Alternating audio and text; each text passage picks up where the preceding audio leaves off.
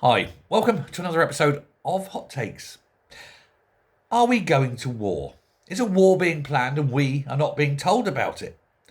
Who will the war be against? And who the hell does the government think is actually going to fight it? I'm asking this because our beloved and highly military decorated, no, not at all, John Healey, has called for a massive uplift in the number of recruits across all branches of the military. He's also asking for the training to be intensified and extended. So you're not getting your sort of basic your basic military training followed by whatever trade training you need and then being sent off to your units. He wants more intensive training on what he's calling a wartime pace. Why? Has he got what war is he looking at? And who the hell does he think he's going to fight it? Because he's also asked for the increase of numbers and, more importantly, a higher education level of those coming in. He wants particularly officers coming from technical STEM backgrounds. He wants recruits from STEM backgrounds. He wants young men predominantly to go in. Because after all, I'm not being sexist, it's young men who fight. Sure, we have women in the military, but it's the men on the front line. So he wants young men to come in, but with higher education standards. Now, I'm going to tell you now, if you're a young man with a higher education standard, you're probably not going to go into the military at the moment. Now, just as an aside, I'm going to actually, no, as two asides, and both of which are very, very important. Number one, the number of people in the military is falling. There's more leaving than joining. They have a massive recruitment problem. Partially it's pay, because the pay is, I think the technical word is shit. And partially it's the fact that who the hell would sign up to go and fight a war for Starmer's erection? He would love to send in the troops and watch young men die for his greater glory just so he can get a better BJ off, Zelensky. I think that's where this is going. He wants to send young men to die in Ukraine just because Zelensky offers him a better shag or something, in my opinion. I mean, that's genuinely where I'm going with it. Because I can't think of any other reason why any British Prime Minister would want to send young British men to their death against the Russians. It's not our fight. And to be honest, screw the Ukrainians. You know? I'm fed up with it. I don't want us to go to war. It's not our war. Let them fight it. And if they can't win, then that's up to them. We should not be involved at all. We shouldn't even be supplying them, in my view. It opens us up to greater danger. And I'm speaking as an ex-soldier. Now, he wants to increase the numbers across all the military, like I say. He wants targeted short courses for people already in or people about to go in on STEM subjects that relate to specific defence industries.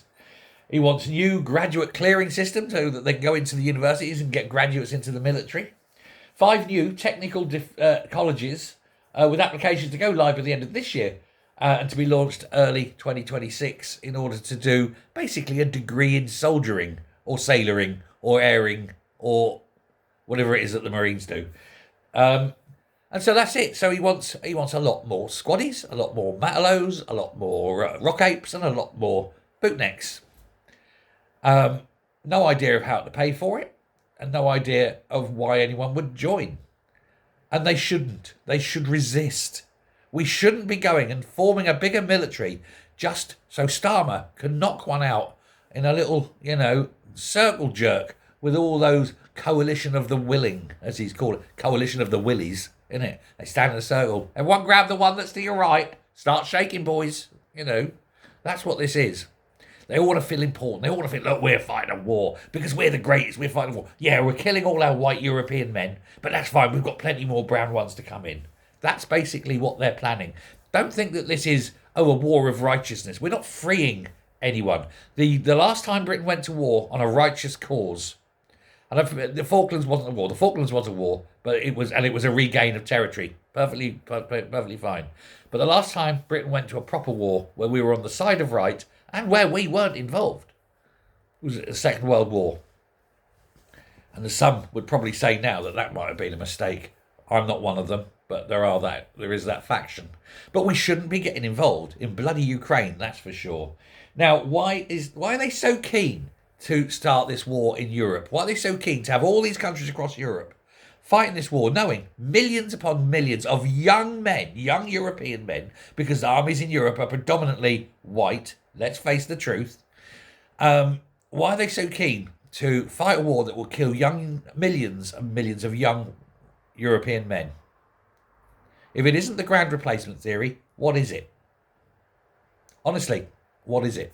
Because it sounds to me very much like a replacement theory, and it may be I'm, tin hatting this. I may be tin hatting this. But given what's going on, given what we're seeing in the evidence of our own eyes, with no country really willing to stop the invasions, what is going on? And why are all these people so keen, all these politicians so keen? Have they been ordered by the WEF? You need to have this war. We need to clear the young out. They're the ones that breed. We need to get rid of them. We need to do this. Because they need to drive the whites into extinction. I think that's the WEF point. I think that's their view. Now, if you've got a different view, please tell me. And if you agree with me, please tell me. I know it sounds terribly racist, but we're the ones that are being eradicated. And I am not going to be like the Jews in Auschwitz and just being marched into a death oven. None of us should be sitting there smiling as we go, yeah, let's walk into the ovens that the WEF are planning. Allegedly.